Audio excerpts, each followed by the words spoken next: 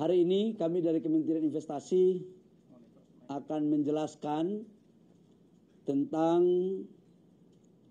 Peraturan Pemerintah Nomor 25 Tahun 2024 tentang perubahan atas PP Nomor 96, khususnya yang dalam 1 minggu terakhir ini cukup ramai diperbincangkan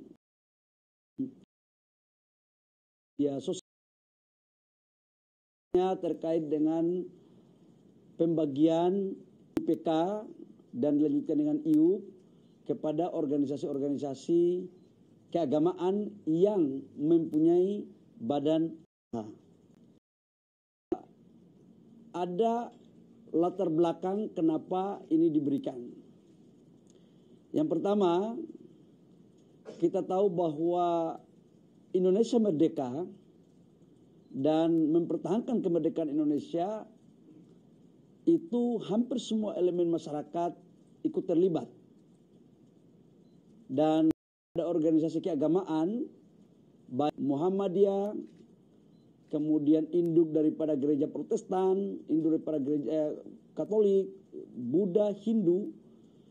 Dalam pandangan kami dan atas arahan Bapak Presiden, kontribusi daripada tokoh-tokoh ini atau organisasi ini tidak bisa kita bantah. Bahkan yang memerdekakan bangsa ini ya mereka. Kemudian agresi militer pada tahun 48 ketika kita diserang kembali oleh Belanda, yang mengeluarkan fatwa jihad itu oleh para ulama yang tergabung dalam organisasi keagamaan, khususnya NU dan Muhammadiyah. Tidak hanya itu teman-teman, dalam proses mengisi kemerdekaan, pasti bangsa ini mempunyai banyak dinamika, masalah baik di tingkat pusat maupun tingkat daerah.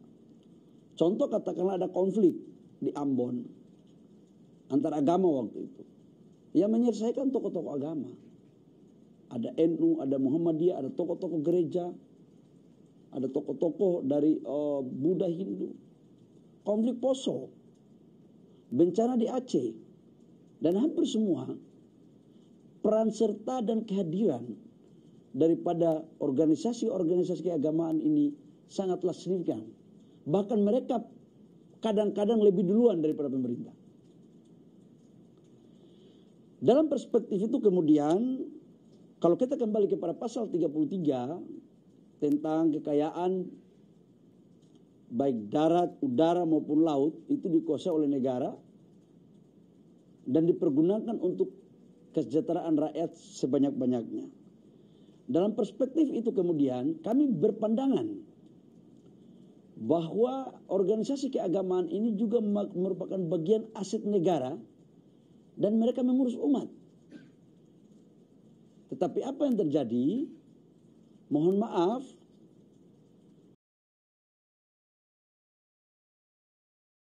implementasi memaksimalkan potensi-potensi perhatian dari resources yang ada pada sumber daya alam yang dimiliki oleh negara, terutama pada sektor pertambangan. Atas dasar pandangan itu, kami juga melihat bahwa daripada organisasi kemasyarakatan, MP-nya pakai Yayasan Pendidikan Kristen, SMA-nya Yayasan Pendidikan Islam. Kontribusi mereka kepada pembangunan sumber daya manusia itu sangat luar biasa. Di Maluku, di Sulawesi, di daerah-daerah ini cukup besar. Muhammadiyah, NU itu cukup besar. IUP ini jangan hanya dikuasai oleh perusahaan-perusahaan gede, oleh investor-investor besar. Karena dalam berbagai perjalanan dinas Bapak Presiden ke daerah, menerima aspirasi juga tentang bagaimana organisasi-organisasi keagamaan ini juga diperankan. Tidak hanya sebagai objek, tapi juga sebagai objek. Itu aspirasi. Dasar aspirasi tersebut, maka pemerintah mencoba untuk mencarikan jalannya yang sesuai dengan aturan. Apa itu aturannya? Di dalam undang-undang nomor 3 terhadap undang-undang nomor 4 2009 tentang minerba, di situ dinyatakan di pasal 6.1 ayat J bahwa pemerintah berhak untuk memberikan prioritas kepada WUPK-nya. Itu ada di atas dasar PP. Kemudian kita lakukan di mana PP ini mengakomodir tentang pemberian WUPK kepada organisasi kemasyarakatan keagamaan yang mempunyai badan usaha. Tujuannya apa? Agar mereka ini juga punya hak. Emang pada saat negara sebelum merdeka dan pada saat negara bencana masalah, emang mohon maaf ya, emang investor, emang pengusaha-pengusaha ini yang mengurus rakyat kita. Orang meninggal duluan, organisasi keagamaan ini duluan yang sholatkan atau ibadahkan itu jenazah.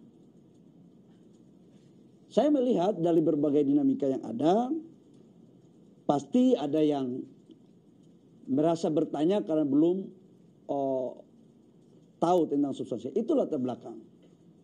Yang kedua, dalam proses pembuatan perda ini, PP ini sudah lewat mekanisme kajian akademis dan diskusi yang mendalam antar kementerian lembaga yang juga dibawa ke dalam rapat terbatas yang dihadiri oleh menteri-menteri dalam keputusan untuk membuat keputusan yang mempunyai dasar hukum, exit terhadap persoalan, pintu keluarnya.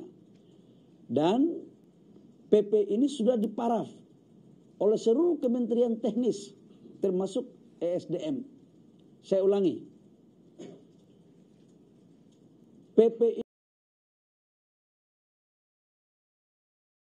oleh seluruh kementerian ya, yang juga sudah diverifikasi landasan-landasannya oleh Kemenkumham dan juga telah mendapat approve dari Jaksa Agung. Jadi ini bukan main-main. Artinya apa yang saya mau sampaikan? Bapak Presiden ingin untuk ini retribusi. Jangan dikuasai hanya kelompok-kelompok tertentu. Dalam beberapa tahun terakhir saya mendapat banyak kritik. Kenapa IUP itu hanya dipakai untuk pengusaha nasional apalagi asing? Nah sekarang kita kasih kepada organisasi kemasyarakatan keagamaan. Yang kemudian nanti harapan kita hasilnya itu mengurangi beban.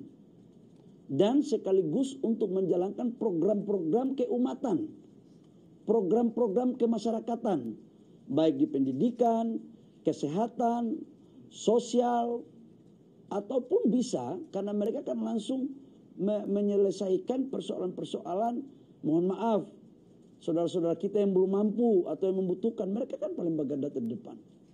Ini yang Bapak Presiden perintahkan kepada kami. Jadi terus pasti ada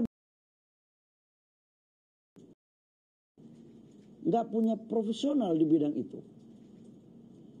Ini pertanyaan-pertanyaan yang menurut saya teman-teman saya harus luruskan. Kenapa saya ini mantan pengusaha? Coba tunjukkan kepada saya.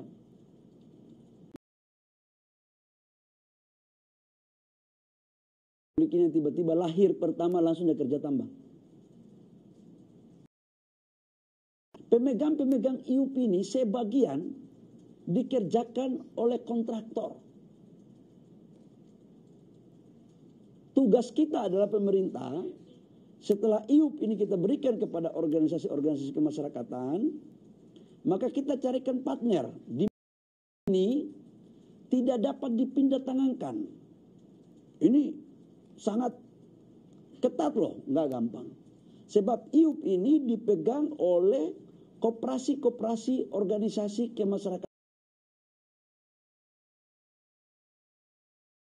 dan tidak dapat dipindah tangan dalam bentuk apapun. Dan jangan ini nanti ormas itu rugi. Bagaimana ruginya? Nanti kita cari formulasi.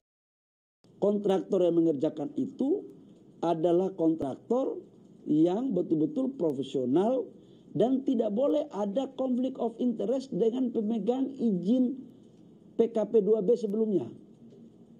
Jadi nggak ada moral hasrat di sini dan transparan. Kalau di beberapa negara-negara Eropa itu organisasi-organisasi gereja di Eropa itu mereka mempunyai konsesi. Nah, ini memang barang baru.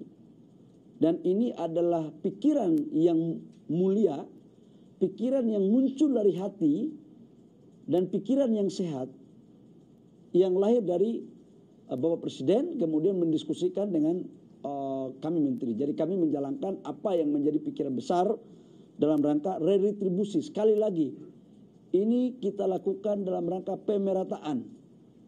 Dan ini adalah prioritas. Saya pikir itu teman-teman. Dan ini WUPK PKP 2B. Jadi PKP 2B itu dalam penciutan. Setelah penciutan dikembalikan kepada negara. Itu kan belum ada WUPK-nya. Itu kita dasarnya sudah bisa diberikan.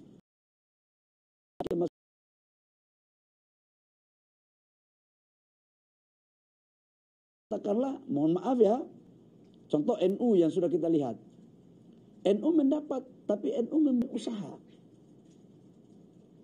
Jadi badan usahanya.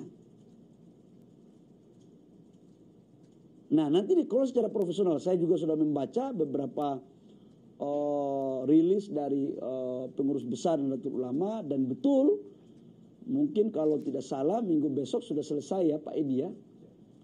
Sudah selesai urusannya. Habis itu kita akan kasih lagi yang berikut. Yang jelas kami akan menawarkan. Sudah barang tentu katanya ada yang menolak. Ya ini kan kita memberikan kepada yang mau. Kalau yang menolak ya mau apa boleh buat. Berarti kan nggak membutuhkan. Kita memberikan yang membutuhkan. Dan itu pun dengan syarat-syarat yang ketat. Harus lewat memenuhi syarat-syarat yang ketat. Untuk itu dipergunakan dalam rangka mengurus umat. Yang jelas saya ingin menyampaikan bahwa landasan ini didasari atas dasar pemikiran retribusi, dan untuk bagaimana organisasi keagamaan menjadi subjek dan objek dan sekaligus ikut pemerintah berkontribusi bersama-sama dengan pemberian IUP ini. Yang kedua, ini adalah sudah lewat mekanisme dan sudah ditandatangani oleh Bapak Presiden. Jadi nggak ada lagi pertanyaan-pertanyaan menyangkut hukum-hukum. Yang membuat hukum kan pemerintah dan DPR. Cantolannya di pasal 6 huruf 1 pasal 6 poin 1 J yang kemudian diterjemahkan dalam PP.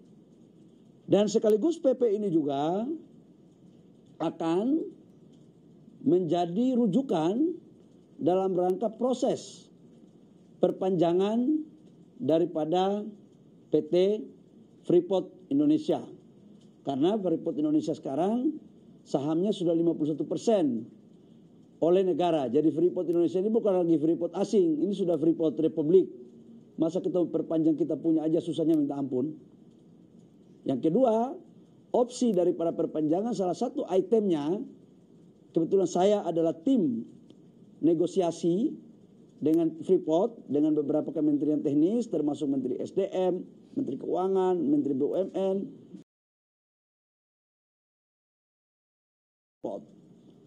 dan sudah hampir 98% poin-poinnya sudah disepakati. Salah satu diantaranya adalah saham penambahan 10%, pembagian kemudian membangun smelter di Papua, kemudian melibatkan pengusaha-pengusaha daerah Papua.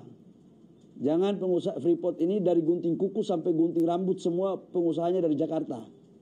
Kita pingin orang Papua harus juga mengambil bagian yang produktif dalam rangka pengembangan kelanjutan daripada perpanjangan PT Freeport. Kenapa kita perpanjang? Teman-teman semua tahu nggak? Freeport itu diambil pada tahun 2018. itu. Jadi sebenarnya kalau kita hitung selama BUMN dividennya tidak dipakai untuk yang lain, mungkin 1 tahun ini atau paling lambat tahun 2025 sudah terjadi break even point.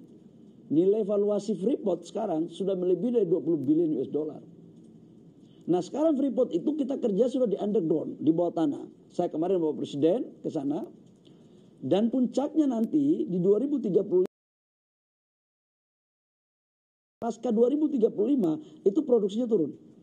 Dan untuk melakukan eksplorasi di underground itu membutuhkan waktu 10-15 tahun.